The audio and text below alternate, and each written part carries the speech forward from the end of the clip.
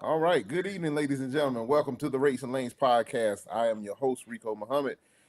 Be joined. We got everybody up and on board already. We've got the co-host Chuck Snow is sitting right there, right below me, and right next to me we have Jamie Hillier. He's joining us tonight. We're going to talk a little bit about trailer maintenance.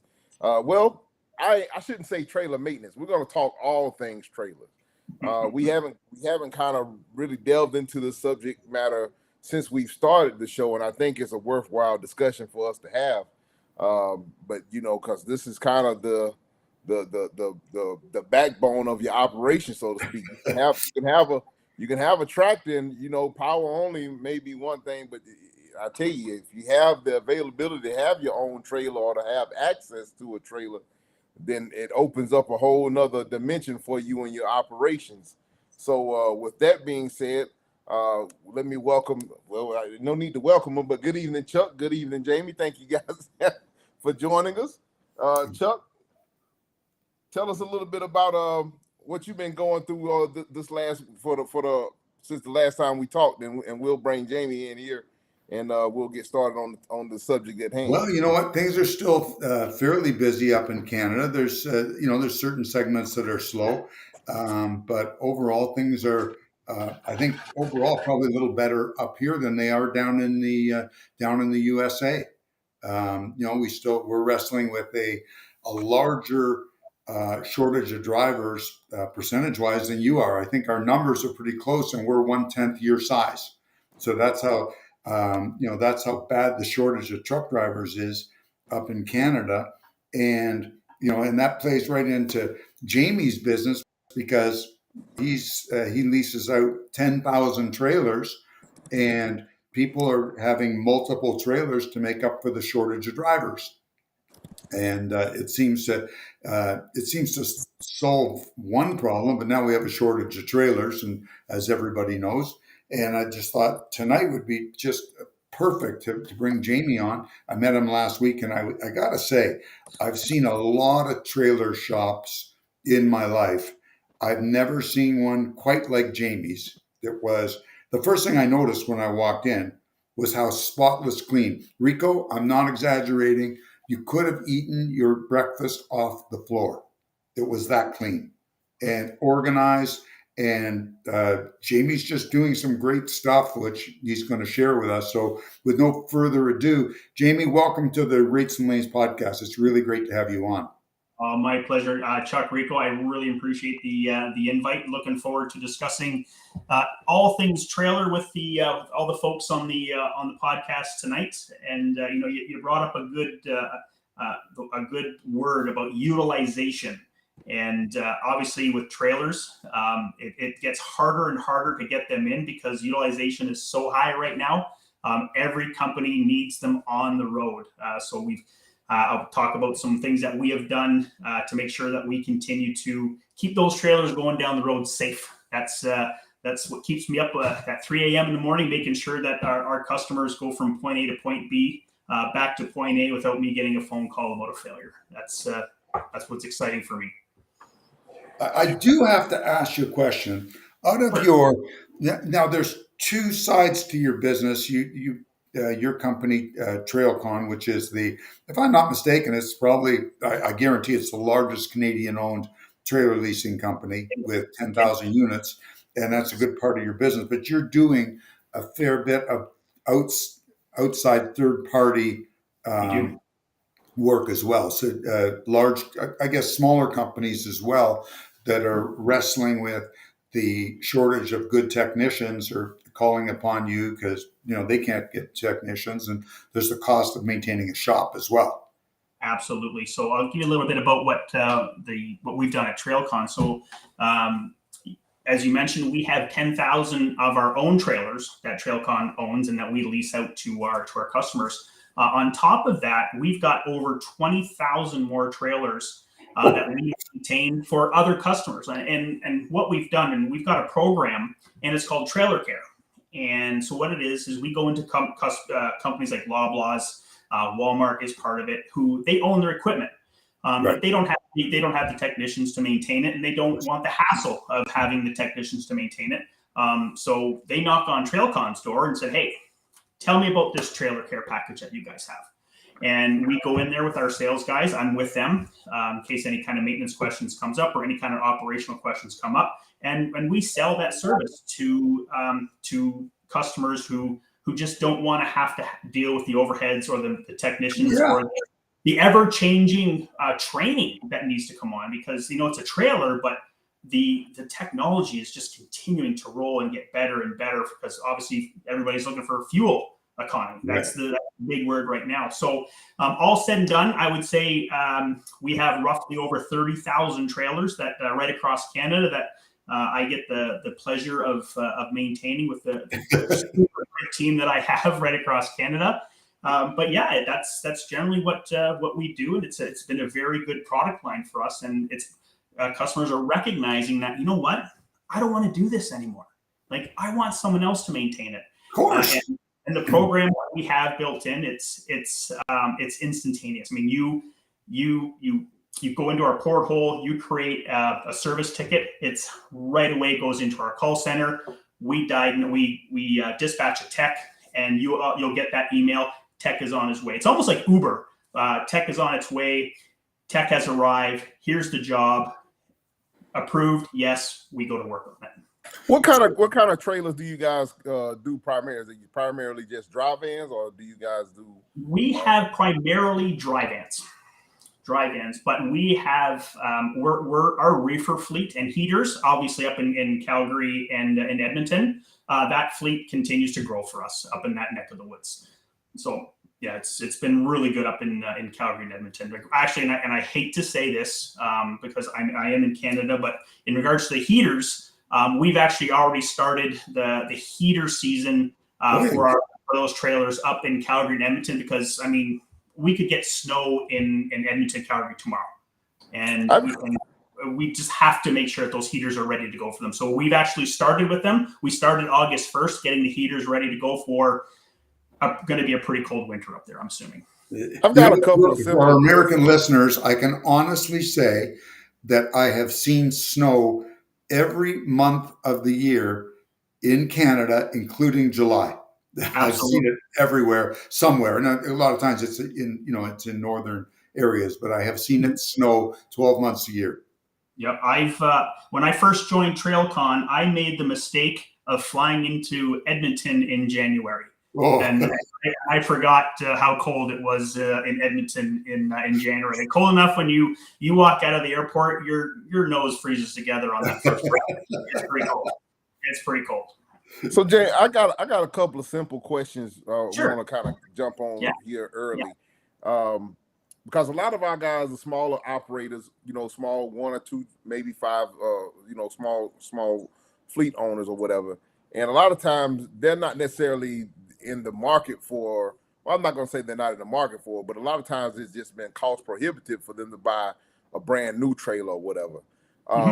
What would you say is probably the useful life of a dry van trailer? Because a lot of times, I'm seeing a lot of people they'll I just dropped the trailer. I had a reefer I had to drop off at the shop earlier this week, and the guy was coming out there shaking his head, and he's like, "Man, I don't know what I'm gonna do. I got $5,000 worth of work that's got to be done to this trailer. I only paid $6,000 for the trailer." Yeah. You know what? It's the number I'm going to share with you, Rico and Chuck. You're probably going to be flabbergasted with the number that I show you, but there's science behind the number that I'm going to show you. 25 years. So a trailer has 3 life cycles. That's how I view it. It's got the brand new trailer. Nothing's going to go wrong with it. All I have to do is maintain it, do a brake job every 120, maybe 130,000 kilometers on it. Then you're going to get to a point where at that 10 to 15 year mark, it's going to start to, you're going to start to see some corrosion on the underneath, and you're going to have to want to keep maintaining it. We do that. We maintain it. So once we hit that 18, 20 year mark, the third life in that trailer that we utilize is storage. We use that trailer for storage, where customer, and that's one of our big product lines right now. There's a lot of customers out there who just want trailers for storage. They want trailers. It's not going to move. And if it does move, it's going to go very little. So what we'll do is we'll put a safety on that trailer. So if you're going to go 100 kilometers a year, we'll put a safety on that trailer.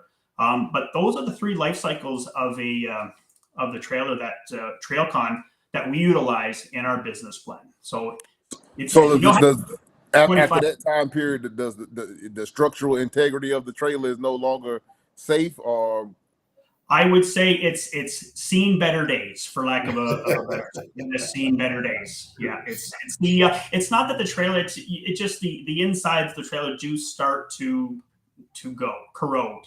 If you got a floor, it starts to get a little mushy. But Yes. it's a perfect storage trailer. And it's not going to go anywhere. And historically, that's the 3rd life that we put in that trailer.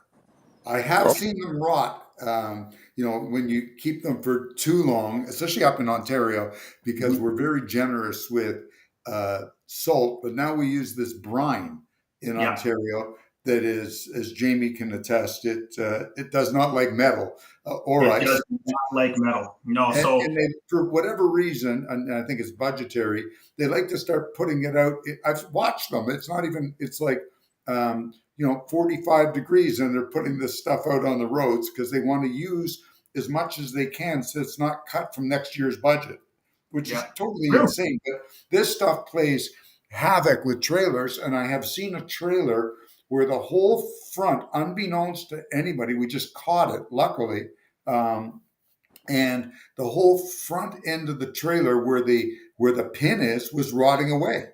Yep.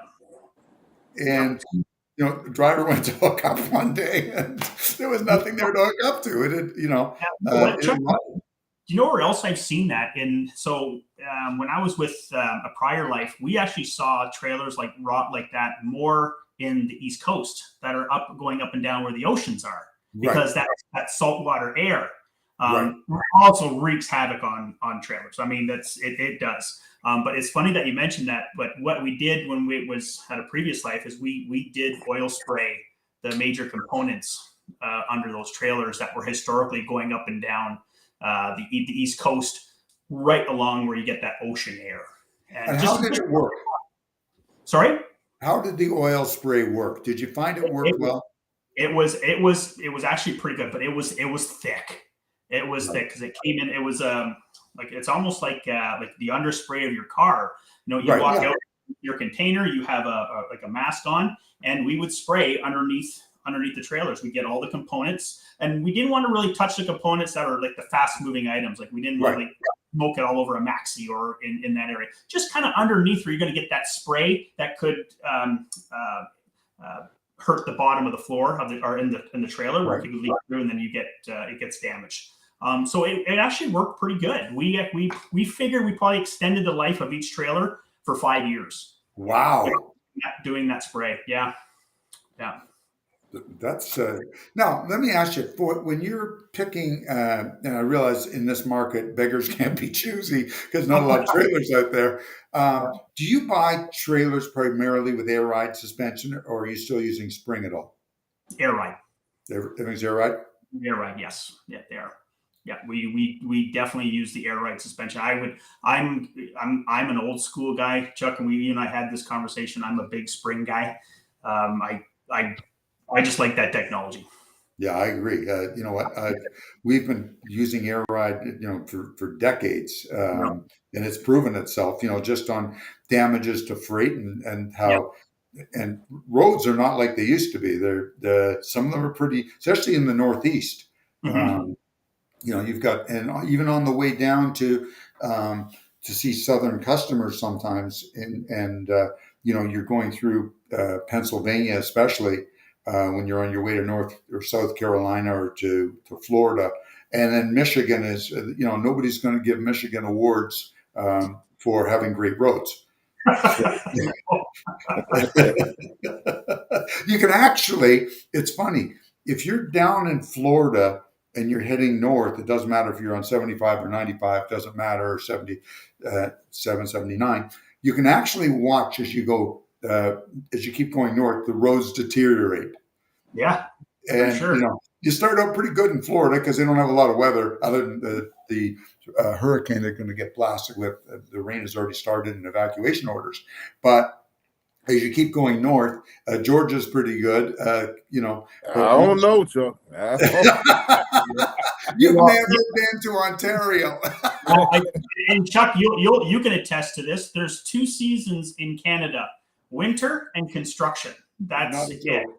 Honestly, God, I think that's been the case. That's kind of made its way all across the country because now Rico, everywhere. we've got potholes that would swallow a Fiat. No problem. No problem. Well, you know what? I hit one night on the 401. My wife at the time had a BMW. I think it was like a 3 or 4. So it wasn't a big one, and I couldn't see the pothole. It was dark out, and it just appeared, and I ruined a tire. Yeah, Oh yeah. Wheel and tire, totally I was gone. going to say you lucky you didn't get the rim, but Yeah. when it comes to the trailers and everything, right now we've seen during the pandemic, we've seen the price of trailers kind of just catapult and skyrocket, go out of the roof. Yeah. I remember once upon a time, maybe 4 or 5 years ago, you could probably pick up a brand new trailer, top of the line, decked out for about $27,000, brand new. Yep. Now, trailer prices for a drive-in, uh, you looking at stuff that's 10 years old for that same price nowadays. Where do you see, um, as far as the market is concerned? Where do you see as far as prices and things of that nature? I know you don't. That's not necessarily your wheelhouse, so to speak. But I'm just kind of curious if you had an opinion on that. I have a great opinion on it, and so, you know what? During the let me preface that the last 2.5 years has virtually changed how I think we do business, how we think. It's been crazy. I mean, on my resume, I'm putting on there that I'm a COVID expert. I know what I need to get my business through it. I'm definitely adding that to my CV. But the trailer prices did skyrocket, like almost to a point where I couldn't rate a deal. Like the trailer, because I mean, you've got these customers that are accustomed to paying this lease payment or this monthly payment on it, and then the prices just went up exponentially, where it was doubled. And then what was happening was, so I'd go to the customer and we give them the price for the quote, and then 3 months later there'd be a commodities charge. And I'm like, we got to add another $2,500 to the trailer, and we had to go back to the customer. Hey, by the way, so unfortunately, what it did is it did really put some uncertainty in the market as to where we are. So I'm not, and I don't want to go down a rabbit hole here, but Trailcon did some things for cost uncertainty for trailers. We took some aged trailers and we kind of did a refresh on the trailers. We changed the components. And then the one thing that we did is we've got a reefer program called Everfresh, where if we get customers that, you know, I don't want to have to buy, because of cost uncertainty, I don't want to have to buy a new reefer. So we look at the hours on a reefer. Let's say it was like a reefer life is probably 30,000 hours on average. I'd say 30,000 hours. That's a good life of a reefer. Yeah. So we would go back and we would replace all the major components on that reefer, and we rated into a deal where it was a little more than what he was currently paying, but it wasn't where he was going to be if he was going to go brand new. So they appreciated that we did that type of deal with these trailers, and that kind of goes into our age of your question or your answer question, the age of trailers. This is going to help us get to that the higher age trailers. But to go back to your question, it's going to start dropping. It already has. The prices have already started to drop, and you can see it. Are we ever going to get back to where we were? I doubt it. Not for a few years, because I think there's a lot of, on the trailer end, my opinion anyways, if anybody wants to hear it, I think there's a lot of catching up to do. Massive. Because the factories have, they've been producing some trailers, but according to some friends of mine that sell trailers, they go, it's great.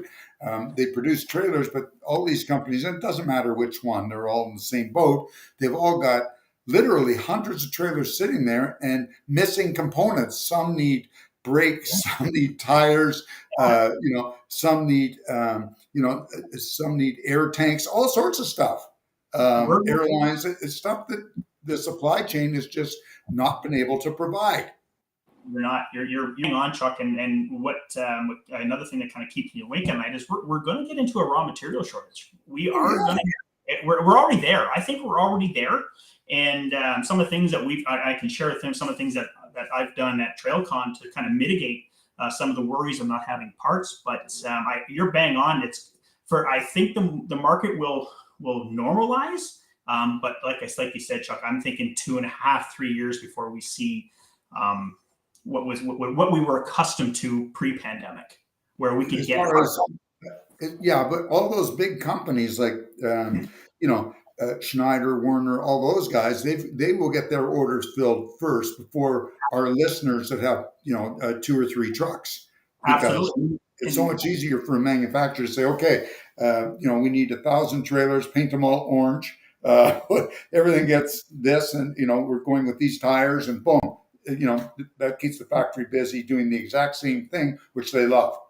And you know what else, Chuck? Another thing is for the mom and pop that are looking for maybe 20, 30 trailers, their wait time is even going to be longer because the OEMs are not operating at 100% right now. No, the trailers that they would get 6, 7, 8, 900 a year, let's just say, they're only operating 60, 70% right now. And you know why that is? No one wants to do the work. Yeah. No one wants to work anymore. The pandemic, unfortunately, put us in a spot where it's hard to get people to do that type of work. And like I said, we can talk about, when Chuck, I talked about the high school co-op program that we're doing, is just kind of out of the box thinking to try and get. It's brilliant. I really do. I've got to hand it to you that, if I was in your shoes, I would have done the exact same thing for, especially a shop like yours. And please tell our listeners what you're doing, because it certainly dovetails into a show we did about 6 weeks ago with Lindsay Trent from Next Gen Trucking. It's pretty out of the box thinking, but please tell our audience. Absolutely, I'd be happy to. Thank you. So obviously with skilled trades and not just technicians, I mean, there's a shortage of skilled trades in everything. It'd be a plumber, be an electrician, tin welder, a mechanic. We're all short. So what I did, I wanted to get a way to get kids excited about getting into the trade, and what could we do where, in 3 to 4 years, they can be making a 6-figure income. I thought about, I kind of went back to my high school days. We had co-op. So you'd go to school in the morning, say hi to your homeroom teacher, and then you'd go off to whatever ails you to get 4 credits. So what I did was, Trailcon is located in Brampton. That's our headquarters. And we have 13 major high schools in Brampton.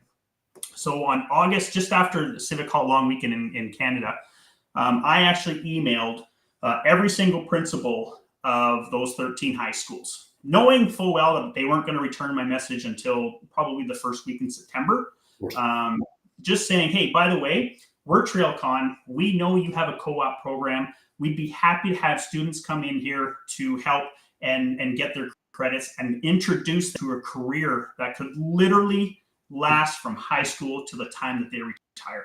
And that was kind of a message to the co-op teachers and the principals. And I got to say, I was overwhelmed with the response that I got from the principals of these high schools. So we had the first batch come in. They bring the students in.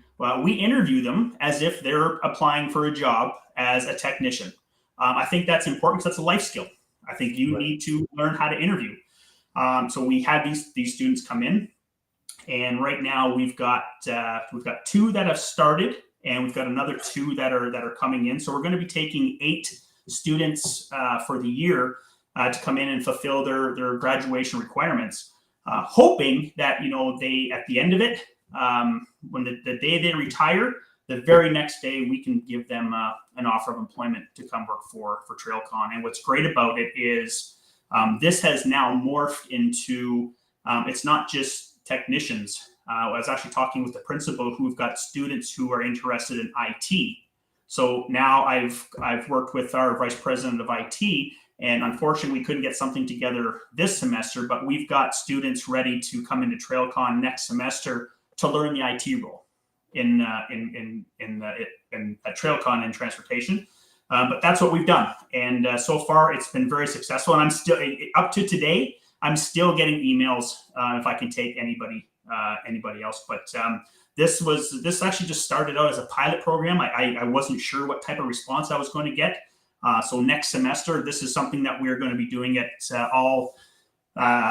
it'll be 6 locations right across Canada in the next semester. We're going to take full advantage of it.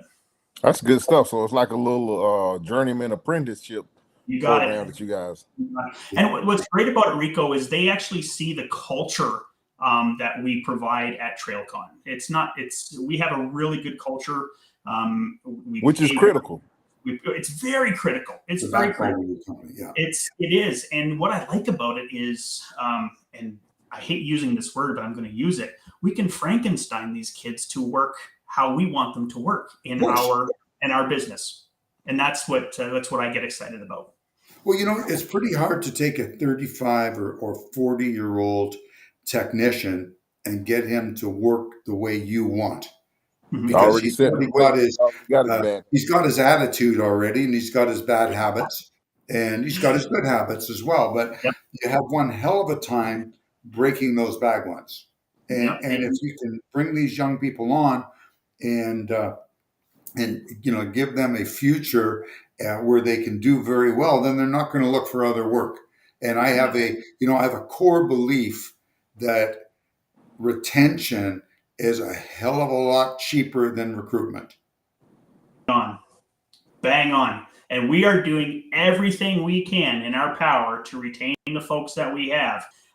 It's getting people in the door. And we actually, and we've got our first open house tomorrow night from 4 to 7. And we've got an open house Saturday from 9 to 12. Just because we put an ad out in LinkedIn, we put it on every social media, Facebook, Instagram. Hey, by the way, Trailcon is having an open house, and here's what you can expect. Here's what we're going to do for you when you come in, with the hopes that we get some people that see what we do and what we do well, and maybe spread the word. Hey, I'm not a technician, but I know my neighbor down the street is looking for a job. I'm going to have him come. I'm going to tell him about this invite that you guys have. Perfect. Word of mouth. That old the Wrigley Spearmint commercial. And they tell 2 friends, so on and so on and so on. And that's right. That's what we're trying to do. That's what we're trying to accomplish. And like I said, going back to the co-op student, this has been a happy accident, if I could say that. It's been really good. When it comes kind of shifting gears and maybe doubling back around to the maintenance portion, when it comes to maintenance on trailers, what are some key components or some key areas that people need to be? Sometimes we it's the neglected part of the equipment. As long as we do a tug test and we feel the brakes lock up on it and everything, we really don't pay too much attention to it. But what are some things that if you decide to, if you got some free time to walk around your trailer and get the flashlight out and look underneath that thing, what are some key areas that they need to be paying attention to? You know what? Before you even get under that trailer, you look at your tires. That is the number one thing you need to look at. Making sure they're inflated to the proper standards, because that is going to save you so much money. Just that little walk around is going to save you so much money. But obviously, Rico, with the making sure your brakes are in adjustment, that's key. Making sure your brakes are out of adjustment. And what we see is the unfortunate thing in this is a lot of drivers use the spike and they use the trailer to stop their tractor or trailer. So what that will do is that will put the brakes out of adjustment on the trailer for the next guy, and then all of a sudden it's wear and tear. It's more wear and tear you can get accustomed to. So make brakes are an adjustment. That's key. Tires, brakes, and one thing is airlines. It's simple. Making sure, just looking at those airlines, making sure they're not chafed, making sure they're not cracked, because the one time you don't check it, you are going to be in Northern Ontario. It's going to break. And I hope you brought a heater, because you're going to be stuck there for a couple hours. So always make those little checks. But from a maintenance standpoint, and how I like to the people that I'm responsible for, technicians and the service managers, and this is the message want to get down to them is component, be a tractor, be it a trailer, you got to treat those, especially now, you got to treat components like it's a wet towel. That's how I give them that analogy. And you want to wring all the water out of that towel. You got to think of your components of your tractor and trailer in that same mindset. You want to get the life out of that brake drum. You want to get the life out of that brake pad. You want to get the life out of that tire, lights, airlines. If you do that, trust me, guys, your maintenance costs are going to go down. They're going to go down because I'm that guy who goes dumpster diving and pulls out brake drums, and I'll check them. I'll spec them, and I'll find if you put a brake drum in there that's spec'd okay, I want to know why it's in the dumpster. Because you're throwing money. The dumpster tells you a lot of stuff, doesn't it? The dumpster tells you a lot of stuff. And you know what it does, though, Chuck, is it does promote a potential training opportunity for our technicians on the floor. They might not know. Are we doing? Did they have the micrometer? Was it on wrong? So what we've done is we've created a go no go gauge where it's quick. If it goes in the drum, you're good. If it doesn't go in the drum, or if there's a lot of play in it, you know that drum is bad. So it's quick, and there's a lot of machine shops that can make these to spec. So that's type of. But in regards to your question, Rico, I always think of we know when you go to a bar or you go to a restaurant, your buddies say, okay, get me a tab. The trailer trucking transportation tab is tires, airlines, and brakes. You take care of those three things, you're not going to have a big tab to pay for at the end of the night. Yeah, you know what? That's so true. And one of the things that I think to add to what you're saying is know your equipment and get under there with a grease gun. You know, if it's not self-lubricating, for God's sakes, get under there, because there are components there that have grease nipples on them, and they do require grease. I've never heard of over-greasing a trailer. Bingo. And there's a lot of stuff that drivers don't learn, especially that some of the newer drivers at some of the, let's call them B-rated schools, because, for years I did and I still do the odd one, the road tests of traffics, because I love doing it. Mm-hmm. And I can't tell you, and I don't waste any time when doing a road test. My first question to a guy when we're walking out to the truck is, do you know how to check brakes? Because if you don't waste my time. We will teach you. And these are owner operators. These aren't company guys. Mm-hmm. And I can tell you that about 70% do not know how to check brakes. Probably, yep. I would say I would challenge you for that to be even higher. Yeah, I'm trying to be nice. I don't want to scare our non-trucking audience. So we put them through the shop to learn how to check brakes. Yeah. But that's, in the old days, we used to, we learned how to adjust them, back now you're not allowed to for obvious reasons. Yeah. We used to adjust our own brakes. Now, I haven't done it in years and years, but it's all, and it's all different now. But, it's amazing getting underneath. And the other thing is, I give drivers, and my story is always the same with drivers or owner operators, do not kick your tire, for God's sakes. And if I was in my office and I saw somebody kick a tire, I'd be out there because you can't tell enough. Take 5 minutes and take an air gauge and check how much air you have. Absolutely. Because, my story to them is, we're no longer on paper logs. We haven't been on them for years. We're now on e-logs. And if something happens and you're 100 miles down the road and you get a blowout and you've got to wait, it's sometimes 4 or 5 hours by the time you're back on the road and you're on the clock. There goes your day. How much is that costing because you didn't spend the time? And, we've created a culture of guys checking their tire pressure. Plus, we did buy some, our last batch of reefers had the equalizing system. Mm-hmm. And you know what? I know that for an operation like yours, because you've got a very unique operation, that's almost like an Amazon sort of usage, because it's drop and hook all over the place. all So over. Yeah. you could never have a system like that. It would just get killed. Yeah. But when you have a short list of guys pulling the same reefers, it works.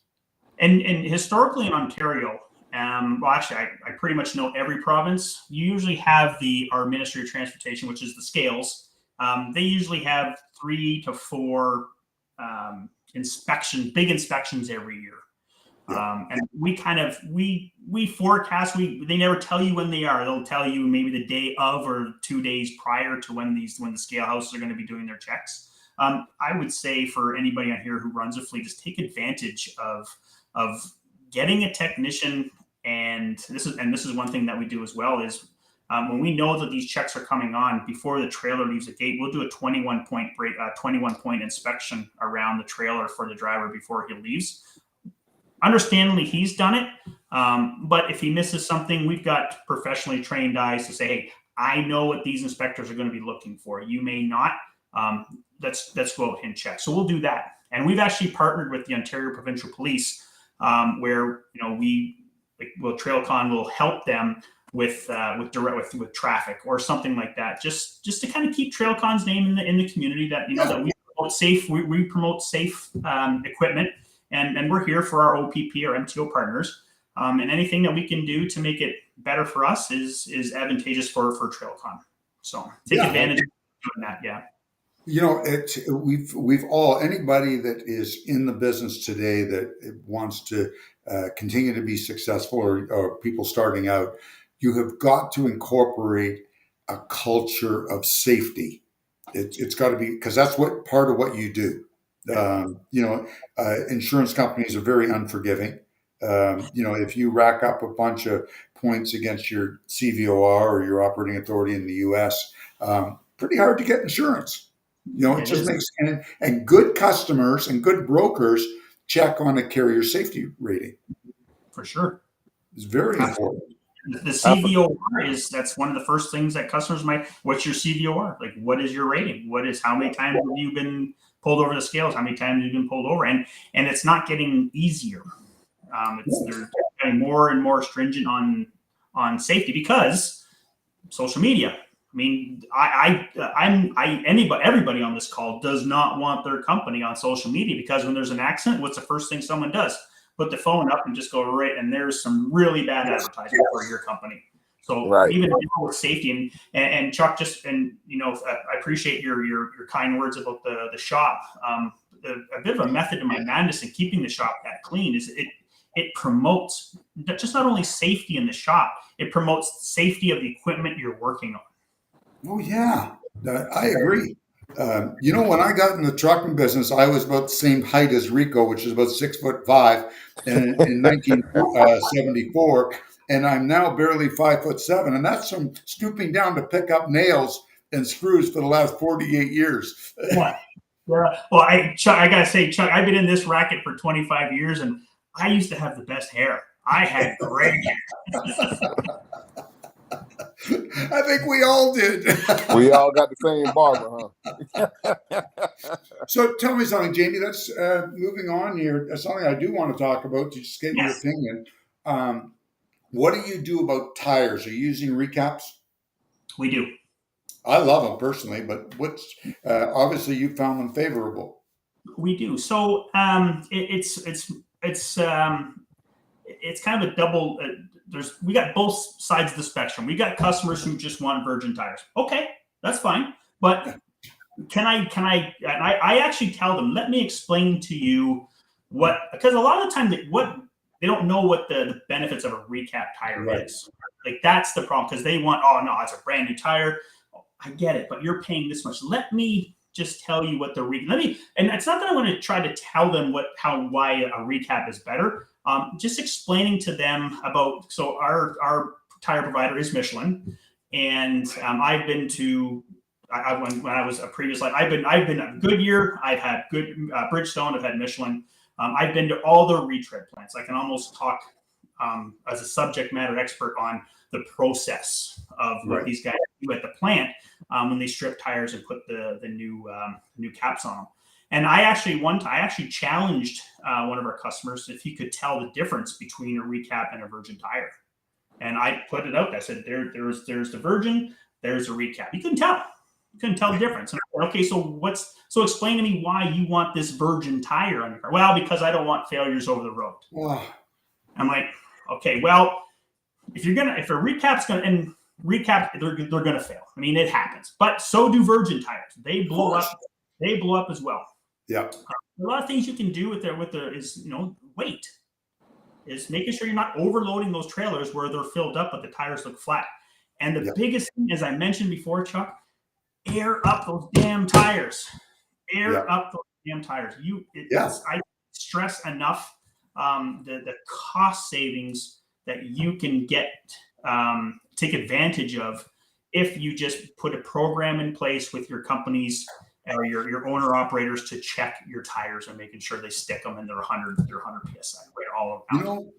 It's better if you're pulling a trailer and its tires are properly inflated. You get better fuel mileage.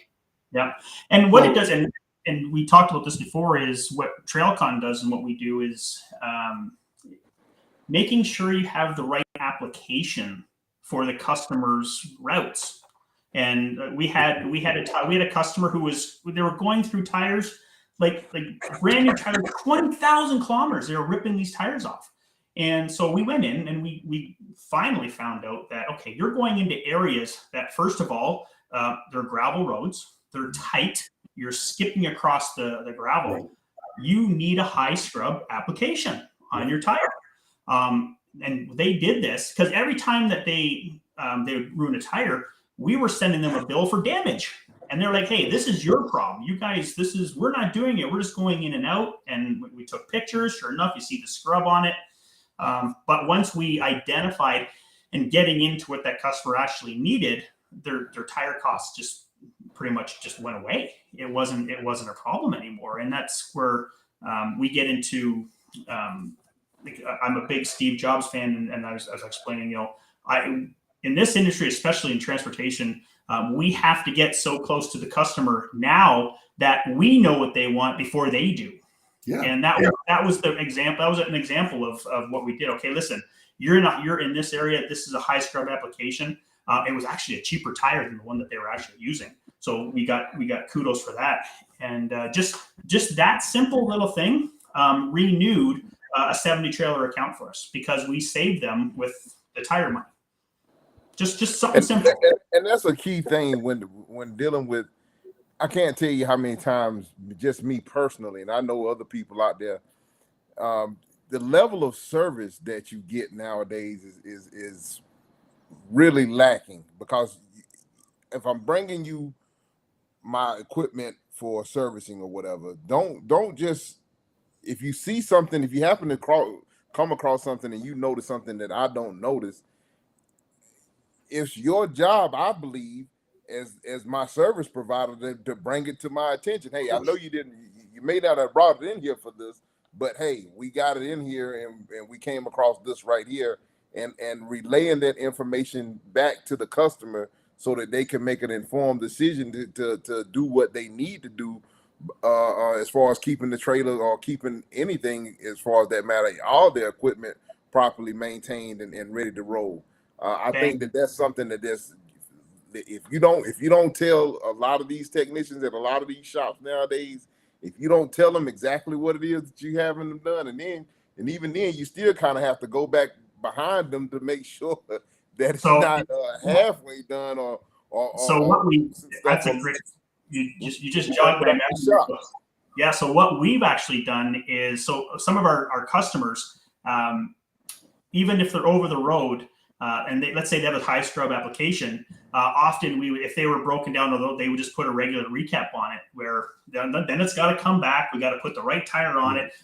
We've just made the customer angry because he's angry because he's blew out a tire. Now he's angry. He's got to come back and get it changed out. What we've done at Trailcon is for customers who have a high scrub application, anytime that there's a tire that needs to be replaced, it's our call center, a pop-up comes up. and it says this equipment requires a high scrub application. If in the event they don't have a high scrub and it has to go in, that appointment is automatically made for that trailer to come back to our location. So the customer's not calling us the next morning saying, hey, you guys, I need to get this done. It's already done before he even knows about it. Wow. You know what? It's the shops that Rico was just describing that has created your success at Trailcon for your outside third-party service, because people like the Sobeys and Loblaws and Walmarts that run trailers, they don't want to have to deal with that sort of malarkey. They want to know that whoever gets under that trailer is going to look for everything. If there's an airbag that's leaking, but they're there to fix a tire, they're going to speak up and go, oh, by the way, you got a leaking airbag or whatever. Right. Yeah, and fleet managers are getting a lot smarter. Like they really are. They're really starting to dial into what their maintenance costs are. And this is what I'm finding. And this is great. I love this trend that I'm seeing in the industry is, fleet managers are starting, they're not just saying, replace the tire.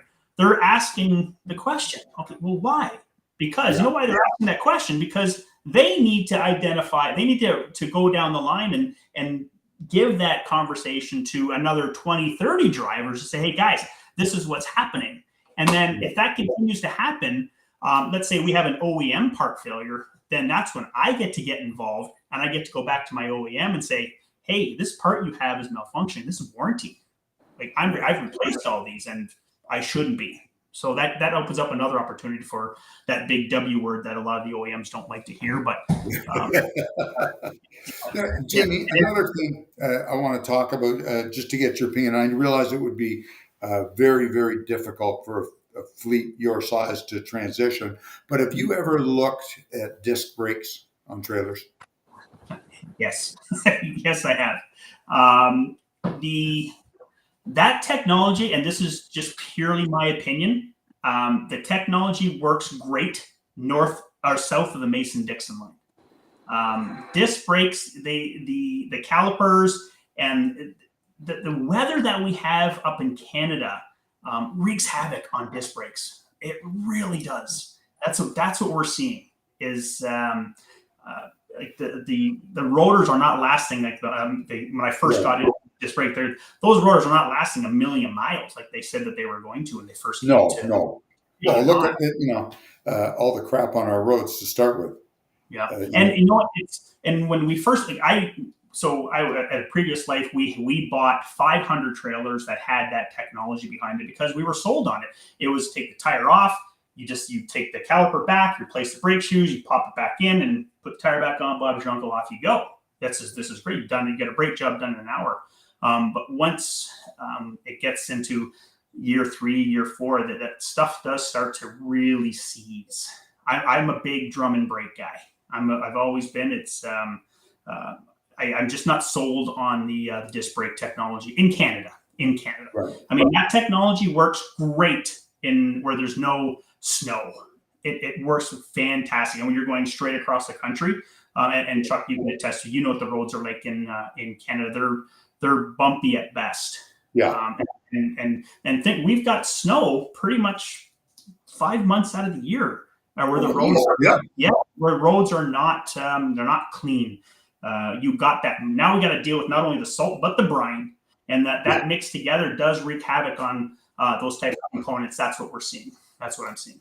Yeah, and I could see a fleet, your size, how expensive that would be to try to keep in front, stay in front of that.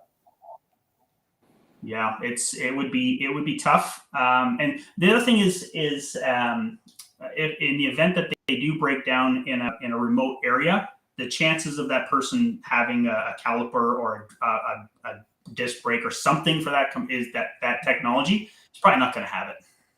Yeah, no, because it's not an everyday part. It's almost like what we talked about when we were at your place, the super singles. Yes. It's great if you're running, like probably Rico runs between Atlanta and North Carolina. And I think you're running super singles, aren't you, Rico? I'm running them on my trailers. I have an extra set of rims I keep one mounted up. That way, if I have the unfortunate has the air equalizer trailer that doesn't. Hey, Rico, you're all of a sudden you're breaking up a little bit. I too, yeah. That's strange. Yeah, you're one of the few guys I know, Rico, that carries an extra super single. Usually, guys don't because of the weight and everything else. And you know what? I'm not a big believer in them. You know, as we talked, and I guess for certain applications, people love them. You know, Rico's had good success with them. And that is just as I mentioned. I mean, that is why it's so important that when you do a deal with the customer, get into the minutia of what they actually do, because you're going to find that they're not just moving a trailer up and down the road. Like they've got something that they're doing, that they're making money on, that they're putting their hand up to a company like Trailcon and saying, what can you do to make me better? Like I need to be better. And us taking the time to just sit with that customer for an hour or 2 hours and just understanding what their business is it first of all builds that relationship with them. It builds the trust. And then if we nail the spec, then we've got a happy customer for the life of the equipment, which is they're not really customers though, Jamie. They're more partners. The way you're talking,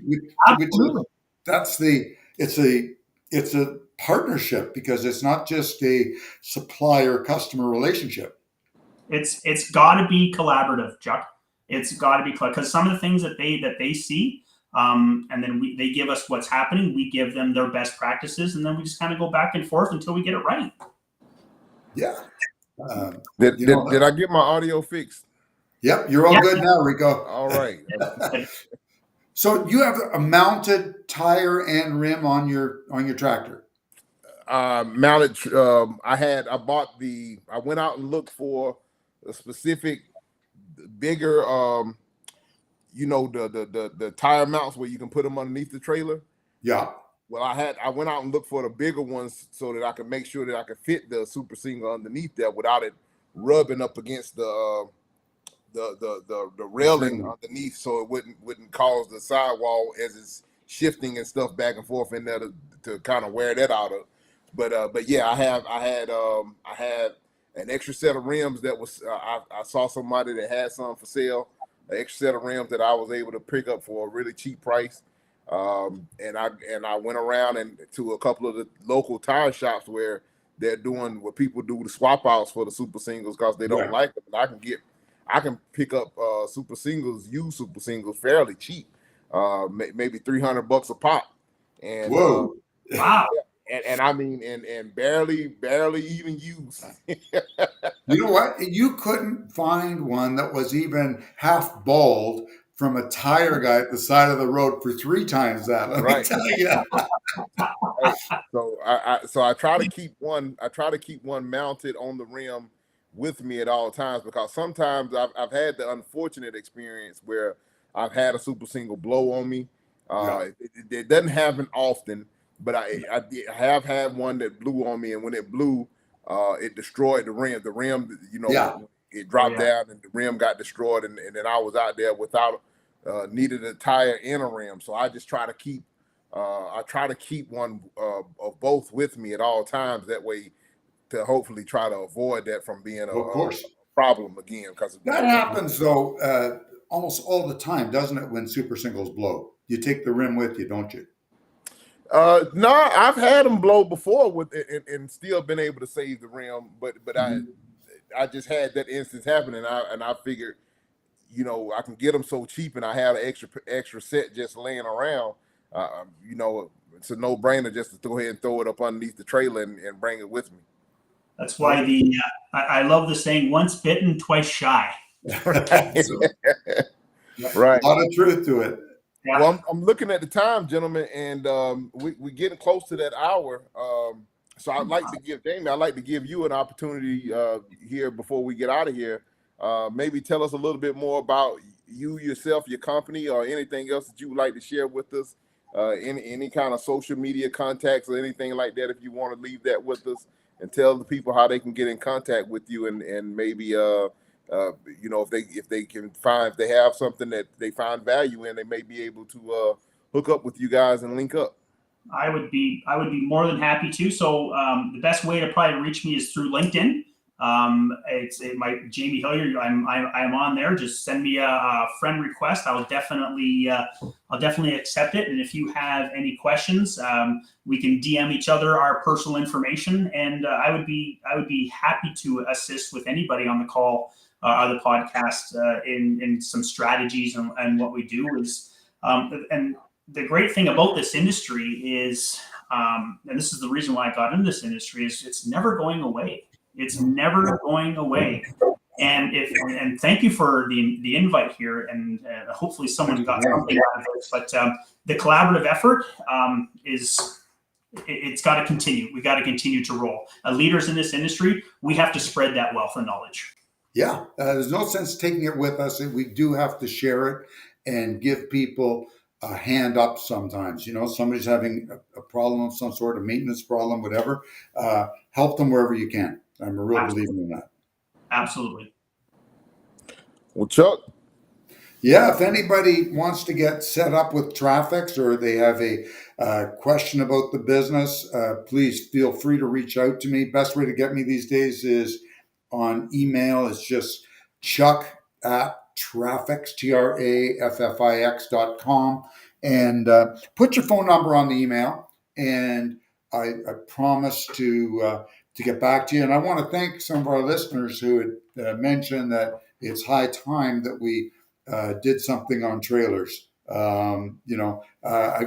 I think we've delivered what we needed tonight with Jamie, and I hope we can get Jamie on again sometime, because this was really informative, and I don't think an hour is enough to talk about trailers. There's so much more to talk about, because that's how everybody makes their money. We put freight in trailers. Absolutely. Well, ladies and gentlemen, we want to thank you guys. Thank Jamie. First of all, let me thank Jamie for taking the time out of his schedule to come on and join us and share some information with us. We definitely are grateful for you doing so. And for you guys, the listeners, for taking a little time out your schedule to join us as well. You could have been anywhere else in the world, but you took a little time to hang out with us. We are always eternally grateful for you doing so. Tell a friend about the podcast. Well, I guess we still calling it a podcast, even though we're doing video format now. Still a podcast. Like, share, and subscribe. Check us out on YouTube. You can see us on Facebook, but like, share, and subscribe. Also on Instagram. We're streaming live on Instagram right now. So we're across multiple platforms, and hopefully you guys are getting some value out of these podcasts. Give us some homework assignments. Give us some assignments on some things that you guys would like for us to cover. We may be able to try to find it, and between industry contacts, we may be able to find another expert to bring on with us to help expound upon some different things and help expose us to more knowledge than what we already have, or put more tools in our tool belt so that we can be able to be a little bit more well-versed in those subjects. So until next time, ladies and gentlemen, I want you guys to stay safe out there, stay healthy. God bless you and good night, and keep it in between the mustard and the mayonnaise. We'll talk at your same time, same place next week. Catch you on the flip-flop. See you God guys. bless. Thanks again. Thanks.